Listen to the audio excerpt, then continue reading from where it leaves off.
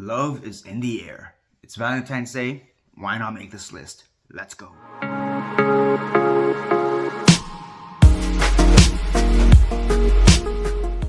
Hello, this is Daniel Mart back again, and I am a filmmaker and actor based out of South Florida, and it is Valentine's Day, or it will be Valentine's Day. I'm, of course, filming this before the 14th.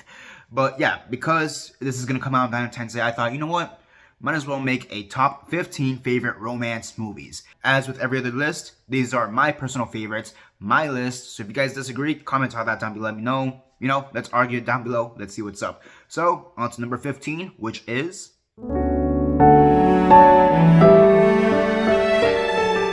So at number 15, I have Easy A. I know this may seem kind of a weird pick to start off the list with, especially because it's not really a movie where the romance per se stands out. And I'll be honest, the romance doesn't necessarily stand out for me in this movie either, I'll be completely honest. But when the romantic aspects of the movie do come between Olivia, played by Emma Stone, one of my honestly favorite actresses of all time, and Penn Badgley's character, with Chuck Todd, I believe is his name. I just really like their chemistry. It's one of those things that the romance isn't the focus of it throughout the whole movie, but when it is, it's very sweet, especially given what the context of the rest of the movie, which is basically the Scarlet Letter in a lot of ways. They even make reference to it in this movie as well. The romance in this movie isn't maybe the main focus of it, which is basically part of the reason why it's at number 15, but the moments of romance that there are in the movie, I find them to be very sweet, and I just very much like it, and that's why it's here on the list. On to number 14.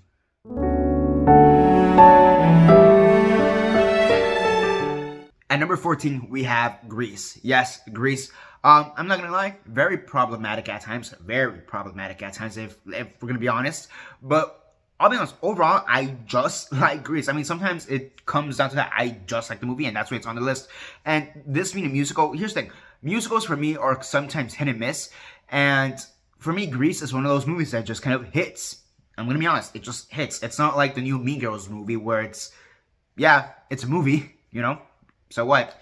But this is Grease. This is one of those pinnacle, especially when it comes to musicals, it's like one of those pinnacle musical movies that we have in the genre. And Grease is good. I mean, some of the songs are great. You're the One That I Want is probably the best song in the whole soundtrack, especially because of what it does between Danny Zuko's character and is it Olivia again? No, it's not Olivia. What's her name? I forget. Wow, I'm blanking out. That is, to be fair, that tracks for me. How many times have I blanked out on character when I'm doing a list? Let's be honest. But yeah, the character name's been there for some time. But yes, despite the fact that the romantic story at times can be very problematic, I still do think that Olivia Newton-John, that's why I was thinking Olivia, because of Olivia Newton-John. Because of Olivia Newton-John and John Travolta's chemistry. I mean, honestly, it has to be one of John Travolta's best movies. It's either this or like Pulp Fiction, maybe Face Off, yeah. But they have just great chemistry. Even when the story does become a bit problematic at times, overall they still have great chemistry. And honestly, that is why you see the movie, because of the chemistry between these two actors, these two great actors.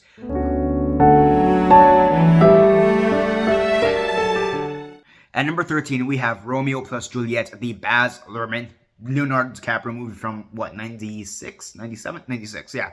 Honestly, okay, here's the thing. I have seen the Franco Zeffirelli Romeo and Juliet back when I was like in high school, and I remember watching that movie. We were all bored shitless out of our minds. My whole class was bored shitless out of its mind, just waiting to watch this version. And I'm not gonna lie, I kind of do want to go back and watch the Zeffirelli version just to see if after all this time I'll grow to like it now. I am curious about that. But back to the DiCaprio version. I mean, here's the thing. It's loud, it's brash, it's exciting and where it's supposed to be. Maybe it's definitely not the most faithful, so to speak, version of the story. Not by a long shot, because I mean, pretty sure they didn't have guns in Verona back in the day, But besides the point, I mean, that's the thing. It just has energy. It has energy. And honestly, Romeo and Juliet is arguably just the pinnacle of love stories in general. So I feel like to a certain extent, I had to have a version of Romeo and Juliet here on the list. And I mean, if I'm being honest, looking at it now, half of these movies, their very basic plot is just thanks to Romeo and Juliet. So, I mean, it's the pinnacle love story of all time. So, and you have a version of the original story here. And it was either this or the Zeffirelli version. And like I said, I haven't seen the Zeffirelli version since I was in high school, which was like 8 years ago, maybe 9 years ago, close to a decade when I first saw that movie, and I was bored shitless. Haven't seen it since. I do want to rewatch it just to see if my thoughts would have changed. But yeah, since my thoughts on Zeffirelli are basically head empty, we're going with DiCaprio, and honestly, let's be honest, DiCaprio, one of my favorite actors of all time. Simple as that. Next.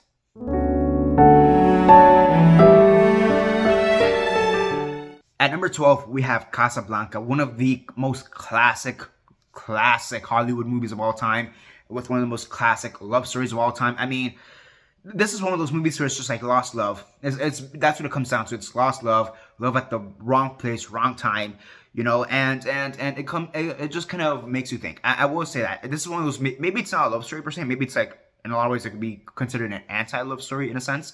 But even that, giving it that moniker maybe isn't it doing it justice, because there is still love between the characters, between Humphrey Bogart and Ingrid Bergman. I forgot the names right now, the character names, but there you go. But, you know, just, I mean, first off, two of the best actors in history, given that they're all in this movie, arguably their best movie, because they did a lot of movies together. The African Queen, that's another movie they did, I know for sure. Again, I'm blanking out some on their filmography. I mean, they had an extensive filmography, but besides the point, this is at their peak. Both of these actors at their peak, giving one of the best, giving the performances in one of the best movies of all time in general. Part of the reason this is such a fantastic movie is because of the chemistry, the love story between these two characters. You know, again, it comes down to that thing: your love lost. You know, wrong place, wrong time. And you kind of just have to let go so that the greater good, because keep in mind, there is a whole other story happening in this movie. It's not just a love story. It's, you know, this has the backdrop of like World War II. Keep that in mind. So, you know, the fact that he has to sacrifice his love for the greater good, so to speak, I mean, and the fact that you still feel bad for it. And even the characters like, we don't want to do this, but we have to do this. Like, again, for the greater good, so to speak. It's heartbreaking. And yeah, and that's what I'm going to say. I mean, the last line is kind of poignant, even though it has nothing per se to do with the love story, where it's like, you know, Sam, this is the start of a beautiful friendship. I mean, yeah, it's just, the ending is very melancholic, a bit bittersweet, and that's how this whole movie is. It's just very bittersweet in the best way possible. On to the next.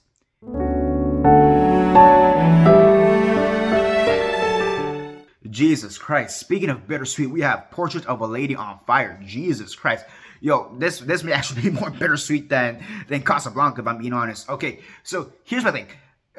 Honestly, when I first saw this movie, I was honestly just amazed. Mostly by the cinematography, the writing, of course, but like, honestly, the love story between these two women is just, again, very heartbreaking. Similar to in a lot of ways, similar to Casablanca. In a lot of ways, again, thanks to Romeo and Juliet, you have these two people who shouldn't be together because of just society rules, so to speak. They can't be together, and they want to be together. And again, the fact that they have to let each other go at the very end of the movie, it is heartbreaking. I would say it's maybe even more bittersweet than Casablanca, in my opinion. And especially because this is during a time where if they were found out, they'd probably both be sent to prison, you know? So there's that too. I mean, overall, I think this is just another very bittersweet, a very heartbreaking movie. But I do think that the ending, I'm not going to say it saves it, because it's not like, oh, it was a bad movie and then the ending saved it per se. But the ending kind of makes the ending of the movie makes the movie less bittersweet, if that makes sense. I think that's what I'm trying to say. And again, I come back to that word, melancholic. Maybe nostalgic in a sense, where it's like, you know, like, this is what has to happen, and I accept it. And that's kind of how I view Portrait of a Lady on Fire as well, in that way. And honestly, they have a great romance. It's great. You know, very hot. And I'm not just saying that because the lady is on fire per se. It's just, yeah. Again, I get melancholic is the word that comes up to me next.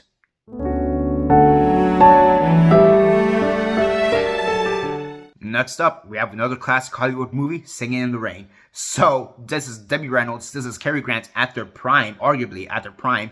And honestly, like, it's very easy to get lost in the bigger aspects of the story when it comes to Hollywood, so to speak. Because again, the movie takes place during that transition between silent films to talkies. So it's very easy to get lost in that aspect of the story. And trust me, I've gotten lost in that aspect of the story as well at times, just watching it. But honestly, the romance between Debbie Reynolds and Cary Grant is just amazing. Of course, you have the big musical number, Singing in the Rain, but there's a bunch of other details or scenes that are said that a lot of people just tend to forget because of the one iconic scene of Singing in the Rain.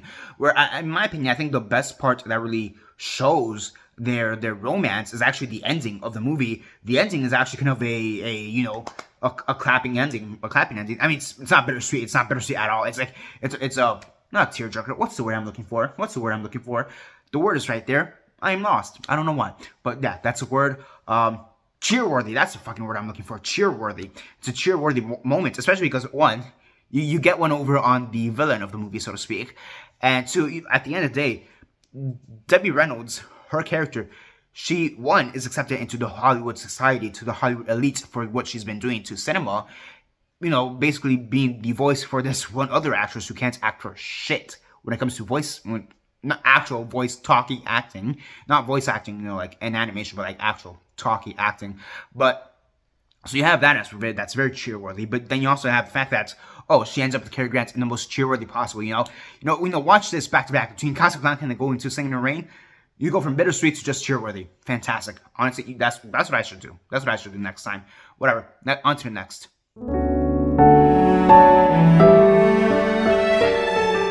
Next up, we have The Princess Bride. And here's the thing with this movie, for me, funny story.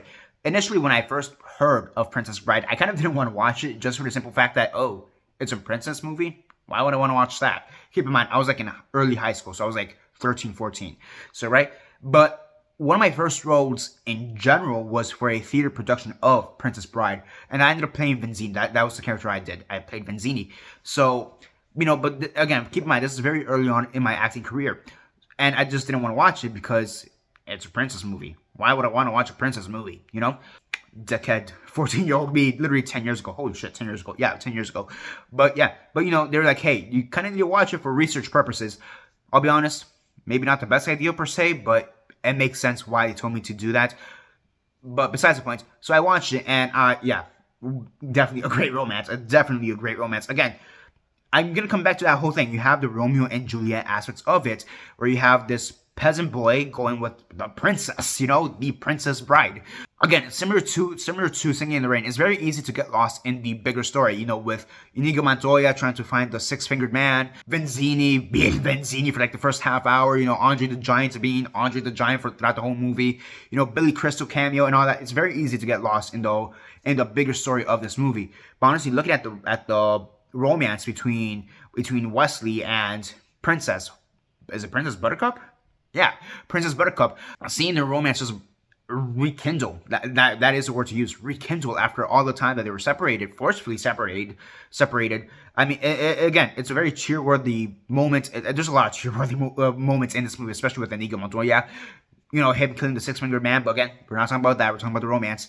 Overall, again, another cheerworthy romance throughout this whole story, and that's why it's here. On to the next.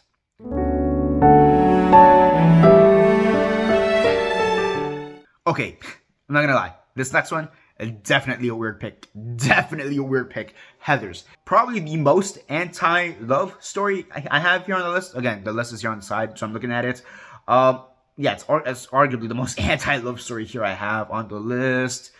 And I would say this is the definition of anti-love story at its finest. Because compared to, like, let's say Casablanca or Portrait of a Lady on Fire, or another movie I have up later on the list here that I'll mention when I get to it, those are melancholic, and those, I guess you could say, those are anti-love in the sense that the relationship ends in a very bittersweet way.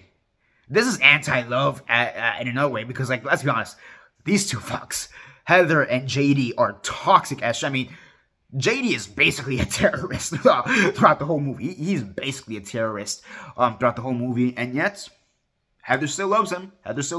Granted, she becomes very, very wary of him after he murders the two football players. But I mean, to be fair, she also killed one of the Heathers. So yeah, it's not Heather, Veronica. That's what I meant. Veronica, JD and Veronica.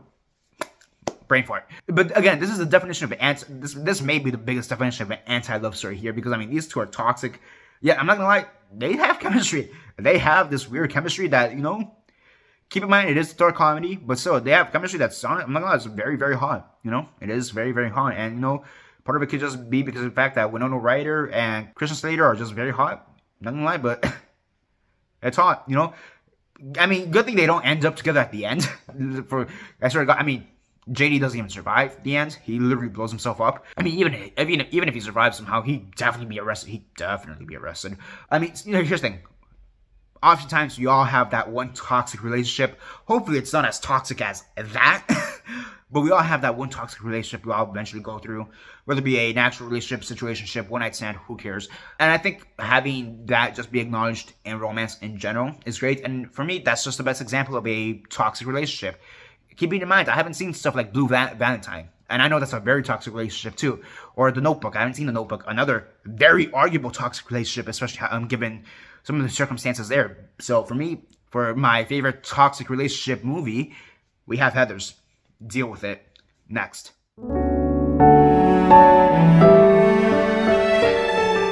Number 7, we have Moonlight. And this is one of those that I'll be honest, I didn't know if I should put on the list or not. Because when it comes to Moonlight itself, my first thought of Moonlight isn't necessarily the romance. If I'm being honest, my favorite part of Moonlight is actually the setting, the cinematography, the actual filmmaking on screen. Because it takes place here in South Florida. It takes place in Miami. That's where I live. And it captures areas of Miami that you don't typically see. I mean, yes, we do have the obligatory beach shots, you know, but we see other parts of Miami that we don't see. I'm not going to say specific places, but, you know, there's places in this movie that I've personally gone to. And I just found that very surreal in a lot of ways. And I actually know a few of the background extras. I actually met a few of the background extras just being here in the industry as well. So there's that. So I think that's one of those struggles for me. For Moonlight, it's not necessarily that I'd like the romance behind it. It's more that I just like the filmmaking aspects of it more so. But to actually talk about the romance of it with Chiron, you know, him coming out, and that's the other thing, because I'm not sure if this is I didn't know if to categorize this as a romance film or as a coming out film, because I did want to put Love, Simon on the list. I'm not gonna lie, I did want to put Love, Simon on the list, and it's not gonna be an honorable mention because I feel like Love, Simon focuses way more on the actual aspect of coming out, whereas Moonlight, yes, it focuses on that aspect, but you do have those moments between Chiron and his friend. I forget right now what his name is, but between Chiron and his friend, and you know, you do have those tender moments, and I think this is, when it comes to romances, this is definitely one of the most subdued romances I've seen in a movie. Even looking at my list, this probably is the most subdued romance on the list. And for a lot of reasons, it makes sense because half of this movie basically is a coming out film as well. I mean, the first third of this movie, you don't even focus on the romantic aspects of it per se. You do get some hints of it, but it's not real main focus. You get to high school and then that picks up, and of course in adulthood. But it's almost like you get these small moments throughout it, and they're very tender, bittersweet, melancholic. I'm going to come back to that word again, but it's not the main focus. Again, for me, Moonlight is more so about the actual filmmaking aspects of it than it is the actual romance. And again, I didn't know where to put this. I didn't know if this is more of a coming out film or a actual romance film per se, but I'm like, fuck it. I kind of just want to talk about Moonlight, even if just for the filmmaking aspects of it. So that's why it's on the list. Here we go, Moonlight, on to the next.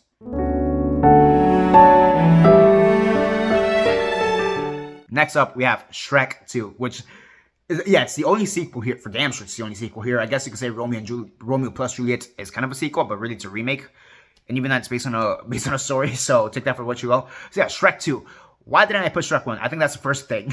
Honestly, because it's not that Shrek 1 doesn't have a good romance. It's just the fact that Shrek 2 kind of evolves with that romance. And I haven't seen Shrek 3 in God knows how long, to be honest, probably since it first came out. And Shrek 4, it just doesn't focus on the aspects of the romance that I appreciate, so to speak. So that's why I have Shrek 2 on the list. Honestly, that's the other thing. We don't typically see, per se, movies of the in-laws, if that makes sense. We don't, where the husband meets the in-laws. I guess, I mean, the only other one I could think of, which you'll see in the honorable mentions, is Guess Who's Coming to Dinner. That one is maybe the only other movie I could think of right off the bat that focuses on meeting the in-laws. But if I'm being honest, because of that, I just prefer Shrek 2. Sometimes, again, comes down to that. Guess Who's Coming to Dinner? Great movie, not gonna lie. Again, it's an honorable mention. You'll see it once you get there. But, Shrek 2, I just prefer a lot more. And that's what it comes down to. And, here's the thing. Shrek, in general, has been a character that's ingrained in my childhood. Let's be honest. It's a movie that's, if you're like my age, it's one of those movies that's just ingrained, characters, better said, that's ingrained in your childhood, and that's why I like Shrek 2. Shrek 2 is a great movie. You know, of course, it's greatly animated, and, you know, here's the thing, even the fact that Shrek is like, oh, I need to change who I am so that she can love me. I mean, I feel like we've all had those moments where we feel like we need to change something about ourselves, would be a physical appearance or a personality trait or whatever have you, because, oh, we need to change this aspect of ourselves so that X, Y, and Z can love us or, you know, want us or whatever. And in Shrek's case, he didn't need to do that. Fiona always loved him, you know, and oftentimes that's how it is. You know, oftentimes, yes, you do need a change, but it doesn't need to be a drastic change, unless you're doing something like very, like JD levels, like, don't be a fucking terrorist, you know what I mean? Like, it comes to that thing. You have to accept who you are. Now, of course, if you do have negative traits about you, like, let's say you're an alcoholic, for example, you know, of course, do change that part for the better. But, you know, Shrek, he was just feeling insecure, and we all feel insecure in our relationships. Again, that was compounded further with the fact that he's meeting the in-laws. And especially when you remember that Prince Charming was supposed to get to Fiona originally, not Shrek. You know, Shrek was literally an accident in a lot of sense of the word. But overall, I mean, the fact that at the end of the day they still love each other, the fact that the family at the end still accepts him, it's just great. And yeah, probably did take notes from Guess Who's Coming to Dinner. Let's be honest, probably Romeo and Juliet. Everything comes back to Romeo and Juliet. But still very cheerworthy, and Viva La Vida Loca at the end of the movie with Donkey. Hell yeah. Hell yeah. On to the next.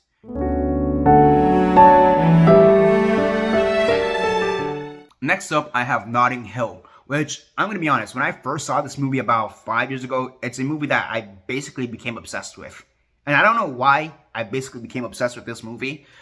There's movies like that I've just become obsessed with and watched for like 10 times within the span of a month. I feel like, actually, these next five movies, for the most part, are movies that I saw one time, like 10 times within the span of a month, give or take, starting with this one. And yeah, Notting Hill, I really don't know why. I don't know why this is the one that, like, triggered that for me. It's my second favorite rom-com, you know, on the list.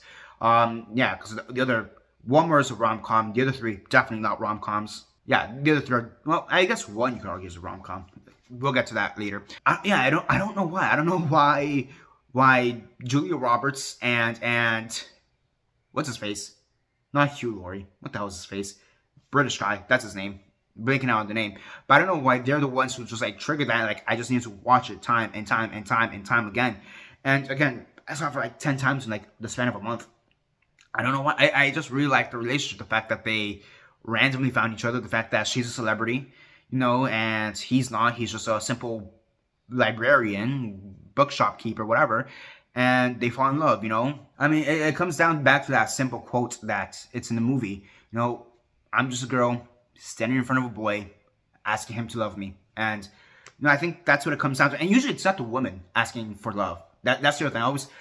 It's always usually the guy asking for love, and in this case, it's the woman. And I also like how the fact that his friends and his family accept this woman, Julia Roberts, like, instantly, because, like, yes, thank fuck you finally found somebody who loves you in the most comedic way possible. And yet he still rejects her, and everybody, his whole friends, all his family are like, my guy, are you stupid? And then they go through this whole mad chase to try to find her again at this press interview, and you know, from there, their love blossoms. And just a great movie. I don't know what it was specifically about it, but again, I saw it like probably 10 times within the span of a month. And I've seen it several times over, of course, after that. So, yeah, on to the next.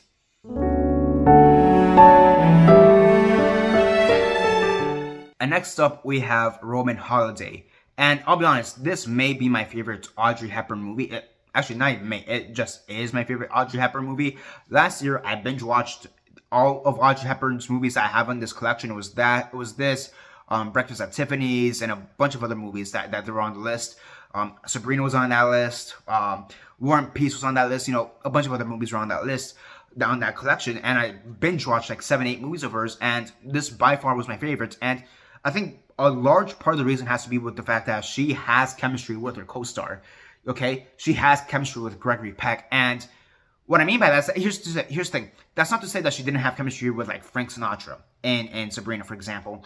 But the one issue I have with a lot of Audrey Hepburn movies, or at least the ones that I saw from that collection, is the fact that her co-stars, her love interest in the movies, are just so drastically different from her, whether it be because of age or personality or both. I don't see why they're together. I don't see what she finds interesting in this character. Oh, Pygmalion, or that one, Pygmalion. Yeah, that one for sure. I didn't know why the fuck she was into him. But with this one, I never once thought that. I never once thought why does she want Gregory Peck? My bad. Why does she want Gregory Peck? Why does Gregory Peck want her? With a lot of these Audrey Hepburn movies, it's very easy to tell why the guy wants the girl. Oh, she's hot. She's young, she's hot. That's why I want her. But I never really got that connection the other way around. Why does her character want this guy? And it always seemed a little bit forced to me. However, again, for this one, it just didn't. It made sense. It made sense why these two want each other. And they respect each other. That's the other thing. I think the other thing is that he actually respects her throughout the whole picture. Whereas in the other movies, most guys, they respect her to a degree. Whereas he, in this movie, Gregory Peck, respects her all the way, no matter what. He does, I'm not going to say he does judge her, but he does question her on a few things. But he's never really judgmental, per se, about it. Whereas Frank Sinatra is, or the fucking guy at Breakfast at Tiffany's. Holy shit. By the way, quick side rant on Breakfast at Tiffany's. It's a great movie, but here's the thing. That guy is not meant to be her love interest at all. Even in the original novel, the guy's gay. The guy, the actor, I'm not gonna lie, I feel like gave a rather lousy performance in that movie, and it's very clear that that's a very queer-coded character. So it makes even less sense why they're trying to have chemistry in that for Breakfast at Tiffany's. But that's besides the point. This movie, great movie, great overall, just great movie, charming movie. It makes sense why these two characters want each other overall, and honestly, here's the thing: it's Audrey Hepburn, one of the most stunning screen presences of all time. She's just one of those actors who just oozes screen presence, especially during this time. And here's the thing, she's also going up against Gregory Peck. Gregory Peck has screen presence in spades, and Audrey managed to overtake that. It's not like Frank Sinatra, who was a little bit past his prime, or was just starting to get past his prime.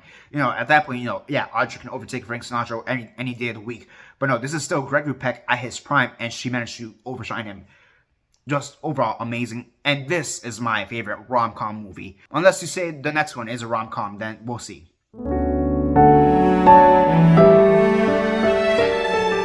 And next up, we have Beauty and the Beast. So here's the thing. I've actually heard people call this a rom-com movie. I shit you not. Mostly because it's a Disney movie and it's romance. All the Disney movies are rom-coms in a certain degree. I'm like, I guess. They're, musicals more than anything, but whatever. Yes, I'm also going with the original animated Beauty and the Beast. No shit, here's the thing. I do actually like the live action version of Beauty and the Beast. I think it's one of the better remakes, but all the live action remakes just pale in comparisons to the originals. I'm not gonna say this is my favorite Disney movie. Definitely not my favorite Disney movie, but it's definitely maybe top 5, if not top 5, top 10 for sure. I've always liked the relationship between Belle and Beast. Here's the thing, Belle for me is my favorite Disney princess. Belle has always been my favorite Disney princess. She just has energy. She's assertive, she's determined, she has thoughts of her own. She knows what she wants. She challenges the beast, so she's brave in that sense of the word. And honestly, Belle, it may sound kind of weird because I'm crushing over a cartoon, but Belle is probably the hottest Disney princess, if I'm being honest. And just to defend the live action a little bit, the live action version of it, Emma Watson, I still think gave a really good performance of her as her in the live action. I like the singing, probably not her voice. I'm not gonna say it's the best singing around, but I still like Emma Watson role. Again, this isn't for the live action, this is for the animated, but those personality traits of Belle still do transfer over to the live action one, so I just wanted to say that very fast. But even the Beast, the Beast, here's the thing, he's insecure. he's insecure. It's kind of the thing with Shrek as well. You have these insecure men because of whatever happened in their past, and now they're slowly trying to break out of that shell. And I guess in Beast's case, in Beast's case, he's trying to make sure he does all this change before the rose petals, I guess, decompose off the stem. Fall off the stem, I guess is the best way to word it. So, I mean, overall, I've always liked the romance. I've always liked it, you know. Not gonna lie, probably is a little bit toxic at first. Not gonna lie. I still think it's honestly, it's probably the best romance throughout the whole Disney canon. Arguably, I will say probably Rapunzel and Flynn Rider probably do have a equally good romance. I'm trying to think who else will probably be up there. Tiana and Naveen, I don't think have the best romance. Aladdin and Jasmine, as much as I love that movie, no, the guy's lying to her 24/7. Ariel, that has a lot of issues. So yeah, I think this may arguably be also the best Disney romance, barring maybe Rapunzel and Flynn Rider. I'm trying to think. I don't know. Is there a better Disney romance? I don't know. Comment that part down below. Let me know. But hey, look, if it's not Rapunzel and Flynn, then it's definitely Belle and Beast. But let's be honest, Belle and Beast are still low-key toxic in a lot of ways. But hey, it is what it is. On to the next.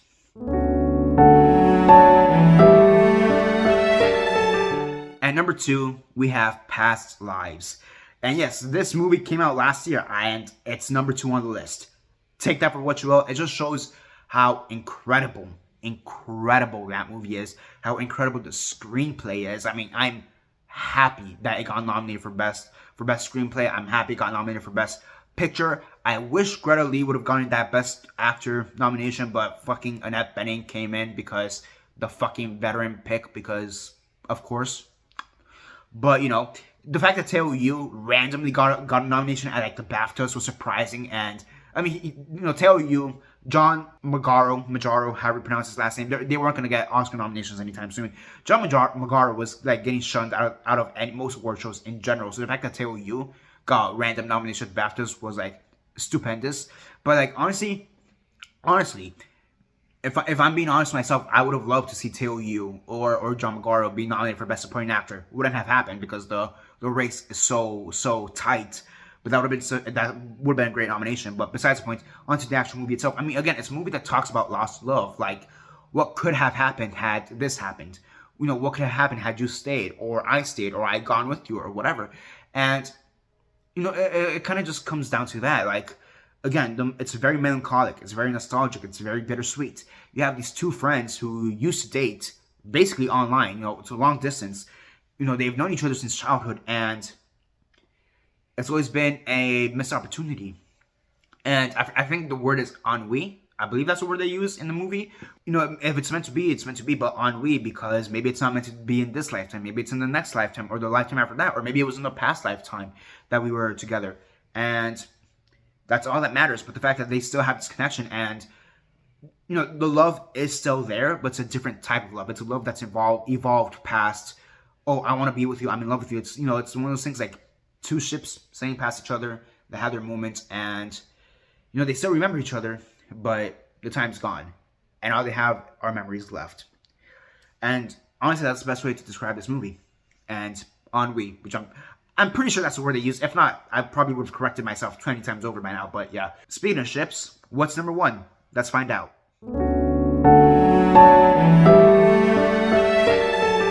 And at number 1, yeah, ships, Titanic, kind of the most no shit answer after I gave you that last hint. Yeah, Titanic. Okay, I'm not gonna lie. Titanic is arguably just one of my favorite movies of all time, period. It's arguably the movie that got me into just movies in general. Like we all have those movies that, like, I've seen this movie, this is why I love movies. For me, that's Titanic. Titanic is the reason I love movies. You know, for some reason, it was a childhood movie of mine. It's a movie that I've been seeing since I was like 5 years old for some reason. And I don't know why, but it's a movie I've been seeing since I was 5 years old. And here's the funny thing. It took me a real long, because the movie's like 3 hours long. For the longest time, I only ever saw the disaster part of the movie. So from like the point that the ship crashes into the iceberg up until, you know, the end, for the longest time, that's the only part I ever saw. I never saw the beginning part of the movie, you know? So I didn't know what to expect for that first half of the movie. And then when I saw the first half, I'm like, oh, this makes so much sense. I love it even more. I love this movie even more because of what it's showing me, you know. And I mean, here's the thing: Jack and Rose are just the most iconic couple in cinema. They have to be one of the, if not the most, they are definitely one of the most iconic couples in all of cinema history. Of course, you could throw in Romeo and Juliet 20 times over in there. I mean, again, every single movie on this list thanks themselves to a certain degree because of Romeo and Juliet, and Titanic, above any other movie on this list, has to thank itself for Romeo and Juliet, you know. But you know, besides, they just have such a awesome, tragically awesome love story on one of the most tragic events in human history. And you know, like, of course, like, it's, again, this is just like Moonlight. This is another movie I could talk about the actual production of the movie. You know, the fact that James Cameron made a miniatures of the Titanic to actually like sink, so to speak. The fact that, you know, all the extras and the actors and whatever stood in like a pool of water for the very end. So the production design, the costume design, the everything about this movie. Of course, I could go on and on and on talking about that movie. You know, the visual effects for this movie that are starting to get a bit dated by now. But you know, it's been like 30 years. Jesus Christ, it's been 30. No, it's not. Yeah, it's been like 30 years since this movie came out. And I mean, what do you expect after like 30 years to a certain degree? Like, it's just now that the effects are starting to really get dated. And even then, they're so magnificent. Like, there's so many aspects of this movie I could talk about. But like, at the end of the day, it comes down to Jack and Rose. And, you know, they have a great love story at the end of the day, as tragic as it is. Her, Rose, taking the Dawson family name at the end, tells you everything, you know. You care about these characters. You don't want them to die. You know, one of them could die. And when one of them does, DiCaprio, Jack, it's honestly sad. It's very sad. And, you know, it's, you know, again, this is just one of my favorite movies of all time. So there's a lot of things I want to comment on, whether that's just like besides the actual love story, but like, you have a bunch of other, I mean, here, you have Billy Zane, great performance. You know, you have Francis Fisher giving a great performance. You know, you have all these great performances in the movie, and like the other thing with this movie is like, it's not just their love story. Like, this is, again, with a lot of these movies, I've said, you know, you could forget the bigger story, but in this case, you can't forget the bigger story, because the bigger story is, in a lot of ways, is a story, and you just have to have this smaller story in the middle of it. And I think both stories just equally are great. You know, just the journey of the Titanic itself before it sinks, the actual sinking of the Titanic is, you know, again, it's just one of my favorite movies of all time. And of course, it's going to be number one. And very fast, let's just name off some honorable mentions very fast before I continue gushing about Titanic for the next 5 hours. So first off, we have Some Like It Hot. So this is one I kind of wanted to put on the list, if I'm being honest, but I didn't know. For me, the thing is, with a lot of these movies, as you can tell, I really focus on the romance aspect of the movie, whereas the romance doesn't necessarily jump out. For me, this has a lot of great moments, a lot of comedic moments. The ending of this movie is iconic, but the actual romance in the movie itself is not one that necessarily stands out, so that's why it's an honorable mention. Next up, Guess Who's Coming to Dinner. Like I said in Shrek 2, Shrek 2 has a lot to thank with Guess Who's Coming to Dinner as well. And again, another great story that revolves around love, but it's not necessarily like a love story per se, I would say. But, you know, still great. It's a great movie. You know, Spencer Tracy, Sidney Poitier giving some great performances, and overall, a great movie. It's also just one that, again, one more time to compare it to Shrek 2, it's not one that I grew up with. So that's kind of part of the reason why it's not on the list. It's not like the majority of the movies on the list where I did grow up with them. This one I didn't, so that's why it's not on the list. Next up, we have Edward Scissorhands. Kind of similar to Some Like It Hot. It's the fact that the romance between Edward and Winona Ryder's character. Two Winona Ryder movies now that I think about it. But the fact that Edward Scissorhands and Winona Ryder's character, the focus of the movie isn't their romance per se. It's just the fact that Edward is finding his way through this new environment, now that he's not trapped in this castle. And that's basically why it's an honorable mention, because the romance aspect of it doesn't necessarily jump out immediately towards me. But still a great movie, just want to shout it out very fast. And also, Vincent Price is randomly in this movie, which I just find very funny. Next up, we have Eternal Sunshine of the Spotless Mind. And not gonna lie, I did originally have this one on the list, but the reason I took it out had to do with the simple fact that I just haven't seen it in such a long time that I would want to rewatch it before I actually put it on the list or not. And I'll be honest, maybe I should have rewatched it before I made this video. I'm not gonna lie, but I just don't have time right now. But I still wanted to shout it out. And, you know, again, a lot of ways similar to past lives. For example, it's very melancholic in that sense of you have these two ships who have crossed paths, and now, you know, they just have their memories. But in this case, they're erasing their memories time and time again. So what do you do now?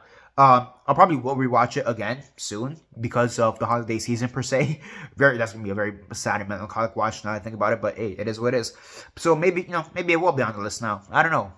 Ask me in about a year. Let's see what happens. Next up, we have Revolutionary Road. Aside from Heathers, this may be the most anti-love story on this whole fucking list, and this is an honorable mention. I mean, here's the thing, similar to Eternal Sunshine, it's just a movie that I haven't seen in such a long time, but there are scenes from the movie that I still remember, like the fight scenes. I mean, and that's the thing, the fight scenes are probably the thing I remember the most about this movie, but I would want to rewatch it to see what else is there besides the fight scenes.